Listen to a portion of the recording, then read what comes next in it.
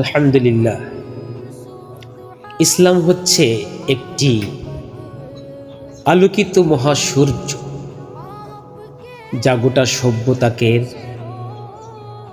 সভ্যতার প্রতিটি দ্বারে, ঘরে, গৃহে সমানভাবে আলো বিতরণ করে। এক্ষেত্রে সে কোনো কৃপণতা করে না, উদার দিলে সভ্যতাকে হৃদয় খুঁড়ে আলো বিতরণ করে। সে হিন্দু হোক, বৌদ্ধ হোক, খ্রিস্টান হোক, ইহুদি হোক,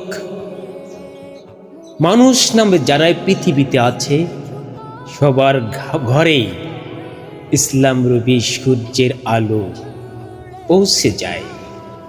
সূর্য যেমন সবার কাছে পৌঁছে যায়, কোনো কৃপণতার ধার ধারে না, ইসলাম তেমনি মহাসুগৌরবে মহাশানে সভ্যতার প্রতিটি ঘরে তার চেতনার বাণী পৌঁছে দেয়। ইসলাম এক মহা শাশ্বত বিধানের নাম, যেটা রিসিভ করবে সে পৃথিবীর সুপারম্যানে পরিণত হবে ইনশাআল্লাহ।